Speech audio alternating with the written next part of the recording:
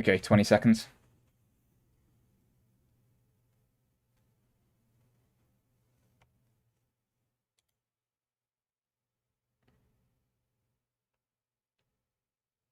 Ten, nine, eight, seven, six, 5, 4, 3, 2, 1. Hello and welcome to episode 10 of the In the Net podcast. I'm Max. I'm joined by Hugh and Ibby. Lamb's not with us today. More car trouble from Lamb, which is comical and frustrating for him, obviously. But he sends his apologies, hoping to be back on the next one after the quarterfinals. But holy shit, is it coming home? Hugh, what do you reckon? Possibly. I mean, yeah, first of all, welcome back, Max. And yeah, hopefully Lamb manages to get home safely and considers that he might need a new car or Yeah. he might need to write off his current car.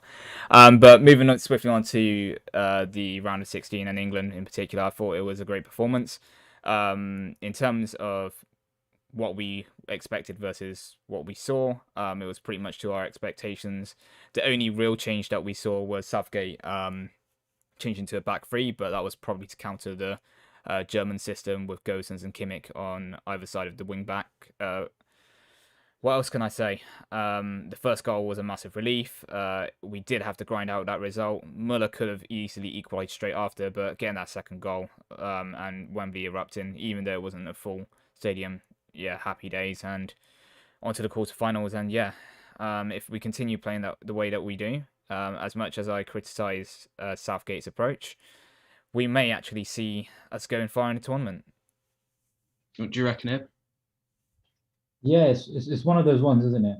Where I think you said it, Max, about a couple of episodes ago, where if it works with Southgate, then the praise is deserved. It's well deserved, right? But if it goes wrong, it's almost that Mourinho effect, where when it's the football's not amazing, but he's grinding out results, it's a masterclass. But when the results don't go your way, then the dull football is not the answer, and everyone will come after him. Like, why are we approaching these games with Yeah.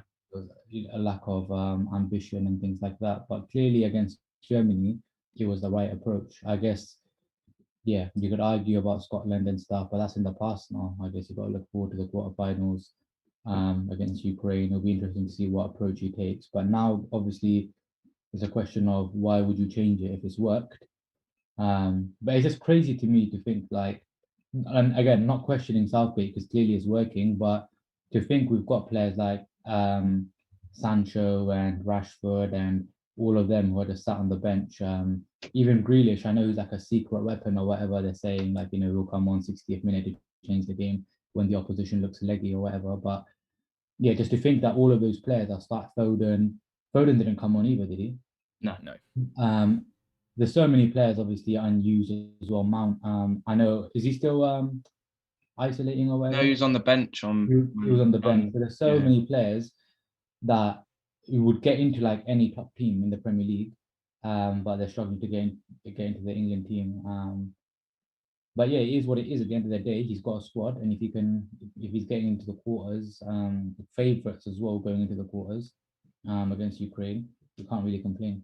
Yeah, I was slightly surprised though, given Jadon Sancho and Jude Bellingham both play for Dortmund in the Bundesliga, and Sancho in particularly.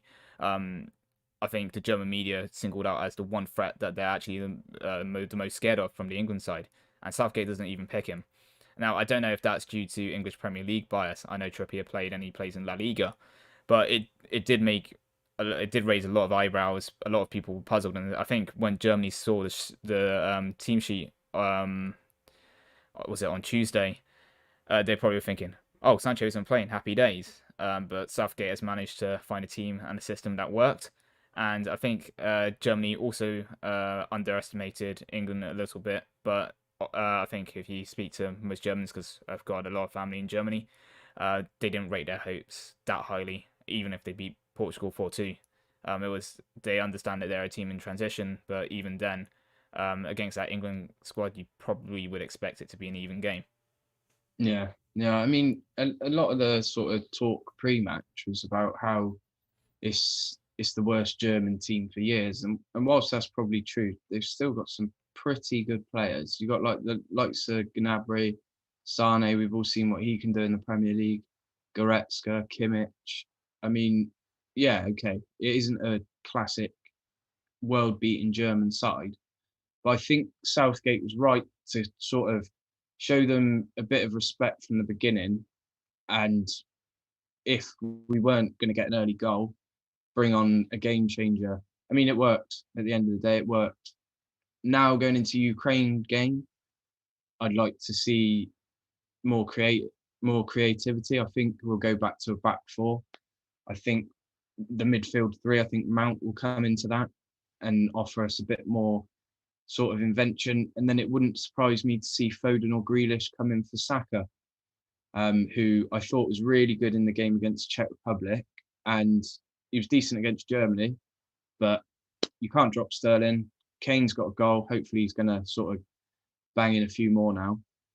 But yeah, what are you guys thinking for the team against Ukraine? Ib, do you want to take that one first, and then I can Yeah, chip no, in I later? to be honest, mine's going to be short because I actually agree with everything Max said there. I think revert to a back four again, and then three in midfield, bring in whether it's Mount or Foden with Rice. I imagine Henderson will start this one probably. He's kind of easing him in, and then front three. Um, I would like to see Sancho or Rashford start a game. Both of them have had really good seasons. And if you're going to pick players on form, then and it's not just a United bias, by the way, now that Sancho is a United player. I genuinely would like to see one of them playing at least or starting. I think Sancho's had what, like 10 minutes in the whole Euros, considering the season he's had as well. Um, and I get it though. Again, like the system's working, so his question is probably why would I change it? But you can't say Sancho's not working if you haven't tried or played him. So you can't. That's the problem as well. But yeah, apart from that, everything Max said, I agree with you. About you, Hugh, what do you reckon? Yeah, I think ultimately the German game was basically they're playing the back three.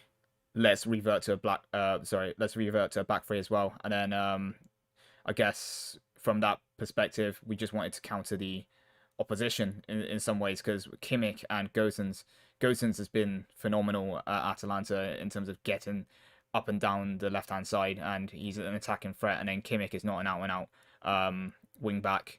He's a midfielder. He has played right back before, but the quality that he has in terms of bringing the ball in and putting in crosses and getting into the box, we can see what he does at Bayern Munich week in, week out.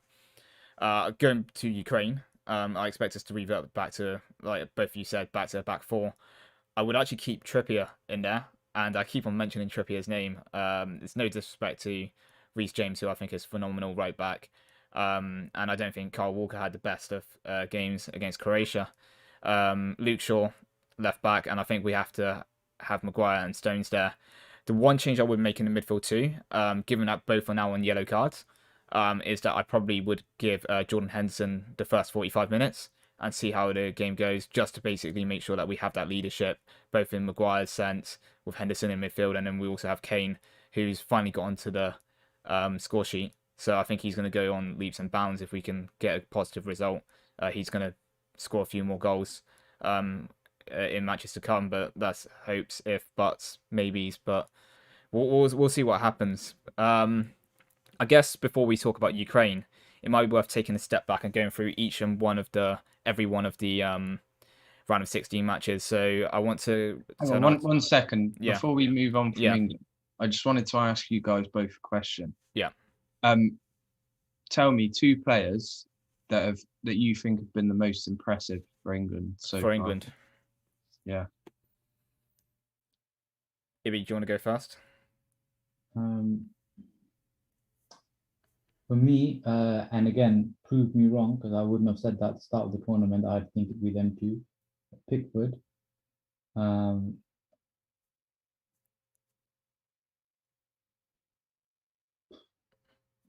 Sterling.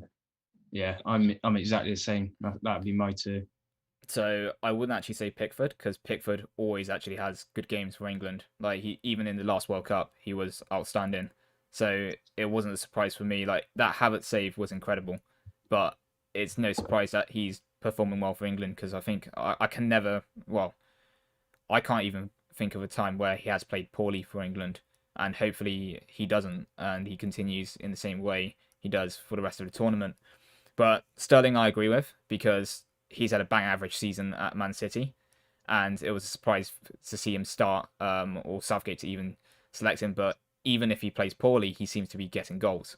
And I think for an attacking player, especially when stats do matter in this modern day of football, scoring goals has something to say, especially in terms of your performance, even if you don't look like you're playing the best of games.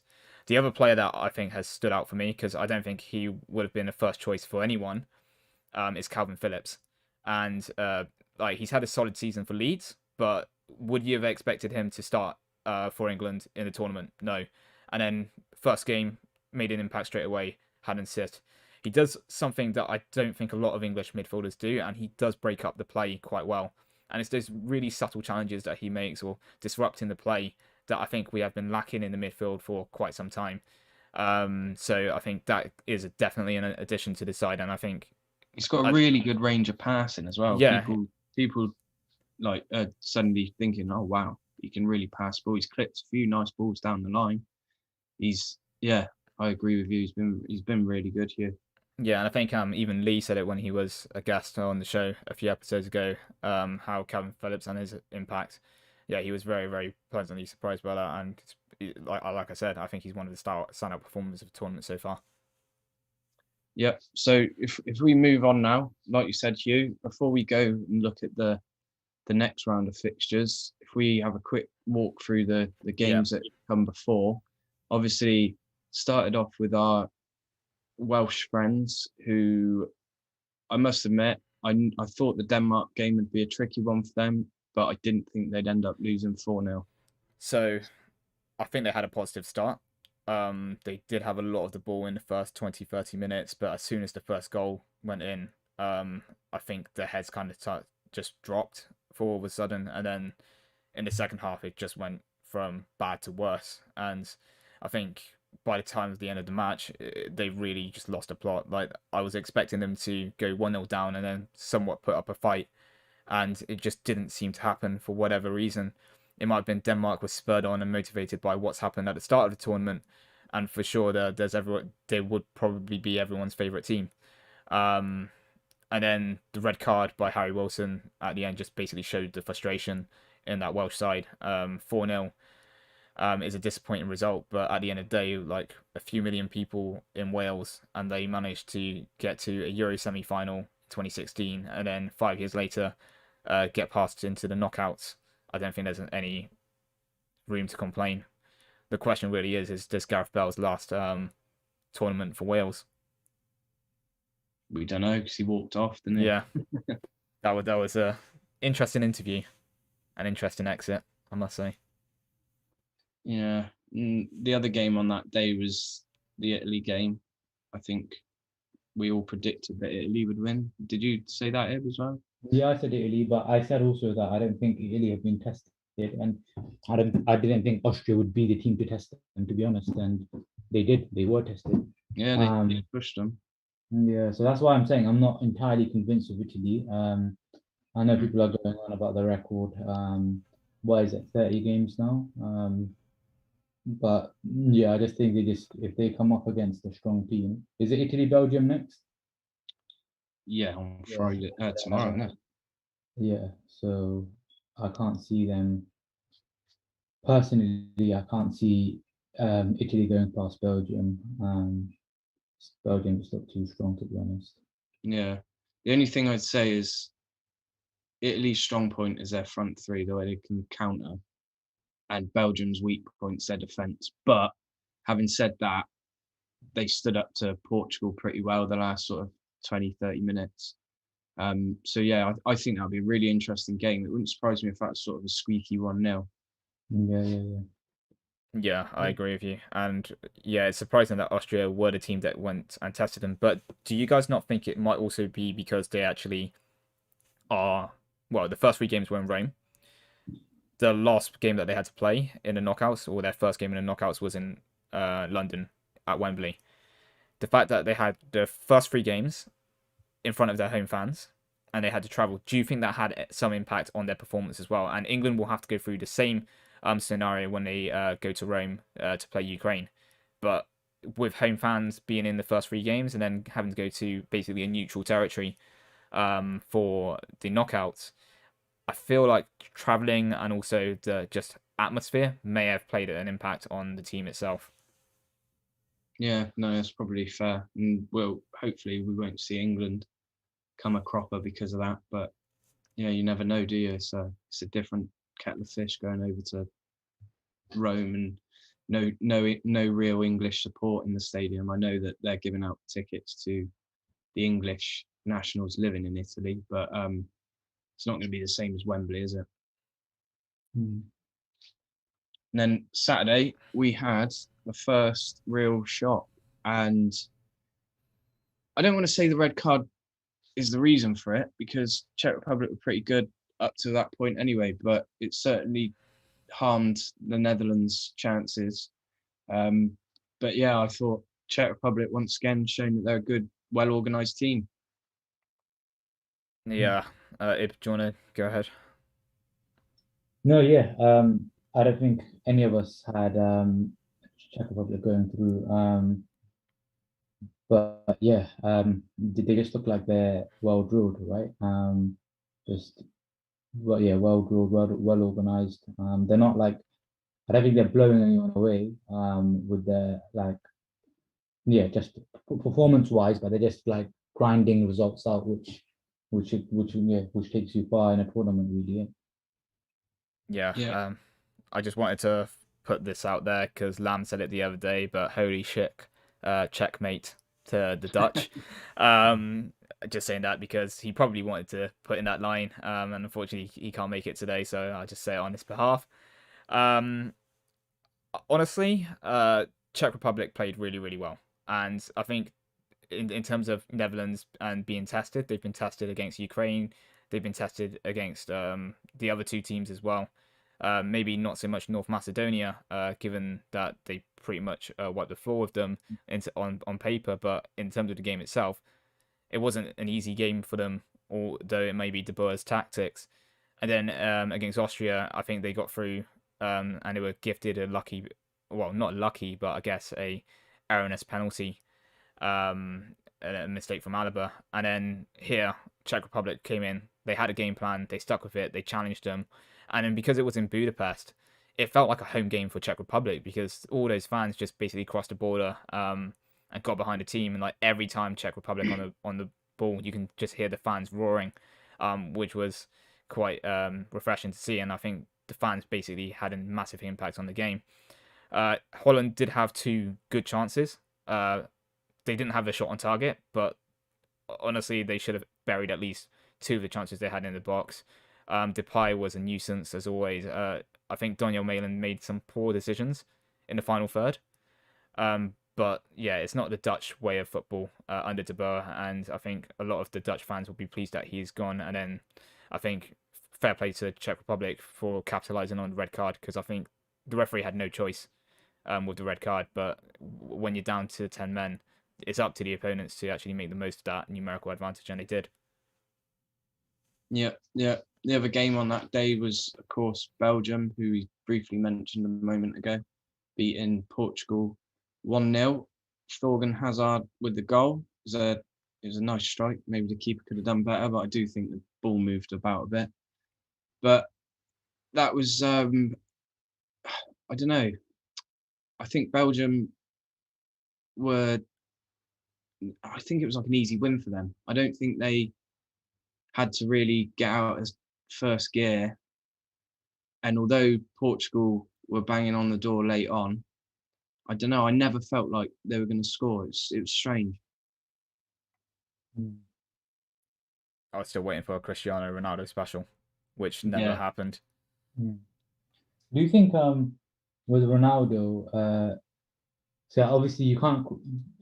No one can criticize Ronaldo in terms of what he's achieved, but do you think like say like him standing over free kicks? I read somewhere that he hasn't scored an international free kick since the one against Spain, is it?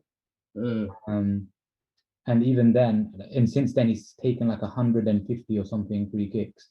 Now, when you've got players like Bruno or Bernardo Silva or whoever, Moutinho, who can take free kicks, do you think because it's Ronaldo, no one even has a shout? Yeah, it's difficult, isn't it? Because he's been the man for so long, and he's Yeah. not really had anybody sort of near his level backing him up. So he's Yeah. just had to do everything. And now all of a sudden they've got a crop of really good attacking players coming through. And Yeah. like you sort of allude to there, maybe he should be sort of sharing out for the Yeah. better of the team Because I rather love how than the commentators try and like gas up the the whole yeah. build up to it, and then nothing really happens. Like you already know, it's almost like when Rashford as well. He'll take for United, he'll take majority of our free kicks, but majority of them end up in row Z. With Ronaldo's, it usually hits the wall. Um, but yeah, it's one of the ones where like sometimes I guess you don't know what happens in training. Then maybe in training he is scoring, so that's probably why that could be another reason. But yeah, it's just like you'd think because I just think it's the stature of Ronaldo. It's Ronaldo, isn't it? Who's gonna tell Ronaldo to give or move to our side? No Yeah. one. Yeah, but Yeah. he has scored in every game up to that match against Belgium in the tournament so far. So Hungary scored one, if not two, if I remember correctly. He scored the He's still top scorer, I think, in the Euros. well, Patrick Schick might have something to say about that. And he's still in the tournament as well. But yeah, I just think Fernando Santos got the tactics completely wrong. He's pragmatic, like Gareth Southgate, but when you have that attacking talent like João Felix, and even Bruno Fernandes on the bench, not even in the starting lineup, you've got to question like, did he have the right 11 to begin with? Because it seemed like the way that they was set up, and I know they have Bernardo, Cristiano, and Jota up top, but it seemed like they just were happy if they wanted to go 1-0 up, and then just basically play out the game. That's the style of football that I anticipated Portugal to basically go with. But as soon as Eden Hazard's little brother, which we can probably stop calling him that and probably call Torgan Hazard's bigger brother, given his performances. But once that goal went in, I mean, it was a great goal. But I don't think they had a game plan until like the second half, where it just was like, okay, let's bring on all these players and throw the kitchen sink at it. It was just completely the wrong approach. Yeah. Yeah, no, Belgium deserves to go through, and But I imagine with Hazard and what De Bruyne potentially out, right? yeah, I've not heard anything. So yeah, so the last I heard was De Bruyne is probably going to be ruled out, and Hazard is expected not to be fully fit for the match. So I think Martinez did mention that whilst they may not be fit for the next match, hopefully they'll qualify and they'll be ready for the semi-final. Yeah. But yeah, that's taken a massive risk. Personally, if I was Roberto Martinez, I would basically take the chance if they pass a late fitness test, like KDB in particular. I know Man City fans will be screaming at me for saying it, but you do not leave like even a half fit De Bruyne out of that team, because he's the one player that can make something happen. If you want a ball playing playmaker in that advanced role, he is basically the man that you need to go to. I'm not so fussed about Hazard. I think there are other players in that Belgium squad who are as good in current form as Eden Hazard. And yeah, I think the player that almost the most is De Bruyne. Yeah, Yeah. I agree. Obviously we've done those games, and then on Monday we had one of the most sublime days of football in terms of an international tournament, with two absolutely ridiculous games in terms of Spain 3-1 up, 8 minutes to go, end up going to extra time. France, similar, 10 minutes to go, 3-1 up, going to extra time. And then France, big tournament favourites, they're out. Well, isn't all 3 teams that qualified from Group F, which is supposedly the group of death, now out? Yeah, all of them. So much for that, eh? I know, it's mad. Group of the dead. But yeah, so I'm a bit disappointed that France are out, to be honest. yeah, I expected more from them. I would have liked to see, Yeah, but if it it helps England, I guess. yeah, but if it helps us. But then likelihood is we'll be playing Belgium, and they're not bad. yeah. Obviously, I'd rather play Belgium than I know. Obviously, France went out, and it was almost like a freakish result. But if you give me Belgium or France and say you have to play one, I'll take Belgium all day. 100%. France just look deadly. All over the park. I'm so shocked by that result. And when I it mean, came to obviously, we've penalties, still got 2 games to get through first. I don't want to make people think that I'm getting ahead of myself because I'm not. Yeah. do you know what? Like, yeah, actually, we'll come to that in a second, but we'll come to the predictions in a second. But yeah, France. Too many England fans getting carried away already. But yeah, Ibby, you were about to say something about France? No. Yeah, I was just saying, like, for me, France were favourites. So them being out, obviously, I think for Belgium and England, in particular, Italy as well, I guess, it's just, I don't know, you're seeing lights, isn't it? Right? You're thinking that's it. Like the favourites are out our way. Apart from 1 or 2 teams now, it's more or less clear for us to go all the way. Yeah. So that was sort of France dealt with on penalties, and Spain managed to get past Croatia, needing the extra time. What did you think of the game, Hugh? How many chances does Alvaro Morata need? I'll start off with that. I think Spain. What did I say before? Like, I don't think Spain have played the best, especially in the group stages. They only really turned up for that 5-0 thrashing against Slovakia, in the last game.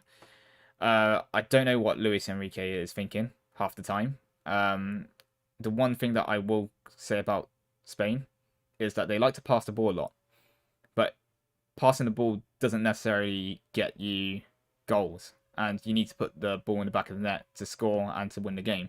And I know that they've always been so engrossed in this tiki-taka football, but in sometimes I feel like it's holding them back because they have actually some very, very good technical players who, if they just play a forward pass instead of passing it sideways or backwards, they might be able to get it into the attack. And maybe Morata will miss like 20 chances, but he will eventually put one away, as we saw at extra time.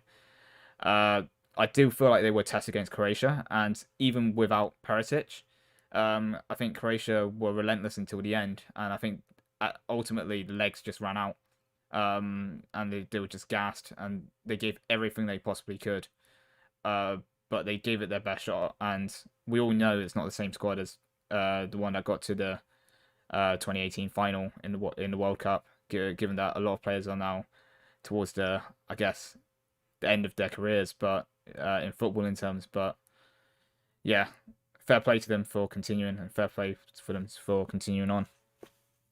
Yeah, so that's sort of the round of 16 taken care of.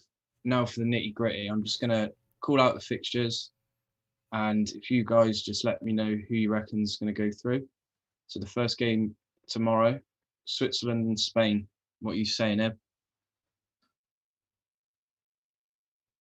I'm gonna go 2-1 Switzerland. 2-1. What, in normal time? Oh, nah, we can't go that far with the predictions. so I'll take 2-1. 2-1, whether it's extra time or full time. I'm 2-1 the end of the game. Final whistle 2-1. Hugh, what do you reckon? I think it's going to be another penalty shootout. I think it's going to be 1-1 at extra time, and Jan Sommer is going to pull off another spectacular save, to keep Switzerland in the tournament. Oof. I'm going to say Spain 1-0. That's what I'm going for. The second game on Friday is probably the biggie of this round in terms of for a neutral. Belgium and Italy. What are we thinking, guys? Yep. 3-1 Belgium. 3-1 or 2-1? 3. 3-1. Yeah. Hugh? So considering that De Bruyne and Eden Hazard are probably going to be ruled out, I'm going to go 1-0 Italy. I'm going to go Belgium 2-1 after extra time. And then we come to what may be called Judgment Day. But first, before the England game, there's Czech Republic and Denmark. What are we thinking of that one? That one is probably the most unexpected quarterfinal out of all of them. What do you think of? 1-0 Czech Republic. Hugh? 2-1 Denmark in normal time. 2-0 Denmark. Normal time. And then the one we're all nervously looking forward to. Ukraine and England. You give a bit more detail on this one if you like, but yeah, we didn't even cover the Sweden-Ukraine game, by the way. So yeah, do you want to go ahead? Ukraine won. That's all we need to know. Took forever, but Ukraine got through. What do you reckon, Ib, for the Ukraine-England game? I'm gonna say 2-0 again, England. 2-0 again. Hugh? So yeah, I'm just trying to load up Lamb's predictions as well. But I think given how leggy Sweden and Ukraine looked towards the end, like both teams put everything at it in that match, and I think the red card did play a massive factor in terms of that match. But even then, Yarmolenko looks like he didn't survive that full 120 minutes and came off injured. He's probably one of the key players. Other than that, I'm not sure who else will be attacking threat. I know Malinovsky's obviously a talented midfielder as well, and they've got Zinchenko as well. So putting that into perspective, I hope it's 2-0 England. Yeah. Also, don't worry about Lamb's predictions after his last set of predictions. We need a bit of comedy on the pod. Okay, so here we go. Hang on, what about me? I'll do mine quickly. I reckon 25-0 to England. No, I reckon 3-1 England. Oh, concede the first. Okay. Yeah, I think so. Yeah, I don't know why. So, sorry, Max. I thought you were gonna interrupt with the 25-0. I forgot that you didn't choose your scores yet, but I do have Lamb's ones up. Yeah, just for the record, from the last predictions that we had, if you saw on our social medias. So we went through and basically picked out who we thought would go through each round. So Ibby and Max, you're currently on 5 out of 8. So well done to both of you. I'm just behind with 4 out of 8, so half the score. And Lamb, before I go through his next set of predictions, did I count 2 out of 8? Yeah, he was quite lucky to get the 2 as well, I think. I mean, when you say 8-0 Wales and they lose 4-0 to 4-0 to Denmark, what can you say? So nevertheless, here are Lamb's predictions. Critique them all you like, given that he's currently probably still waiting for his card to be towed back. Belgium beat Italy 2-2. Italy to win at extra time. Nice. Okay. England 2, Ukraine 1. Yeah. Czech Republic 0, Denmark 2, so 2-0 to Denmark. Yeah. And Switzerland 1, Spain 3, so Spain to win 3-1. Same, yeah. Yeah, so I guess same along the lines as... He's gone a bit safer there this time, hasn't he? Not like 25-0 or whatever you said for England. Yeah. But yeah, we'll see what happens there. So I think what we'll do is we'll probably tally it up again, see who gets the correct predictions in terms of who goes through, and then like this time around, given that we've got scores for everyone, let's see who gets the closest in terms of the correct scores as well.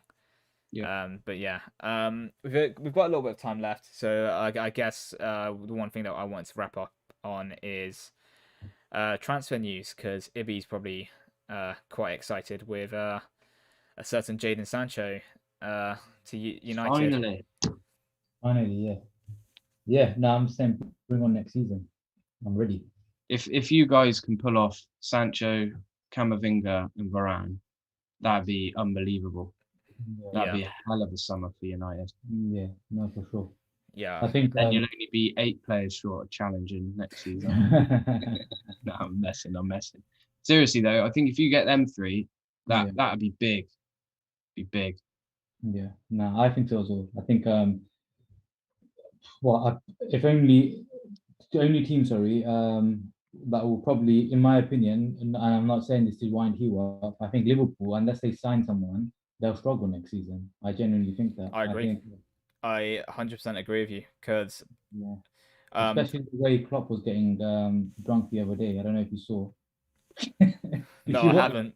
Have you not? Have No, you not seen that video? I It was a know. lookalike, wasn't it? Yeah, he looks so much like Klopp. I It's know. unbelievable. I've never seen anything like it. Even Sky Sports News were reporting that Klopp was having a drink with the England fans after the game. That reporter fully believed it. As if Klopp was going to be on someone's shoulders drinking Carlsberg. You never know. Stranger things have happened in football.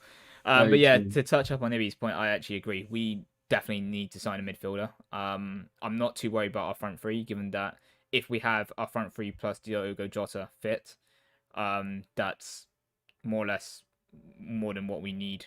Or I don't see anything needing improvement in terms of the forward line.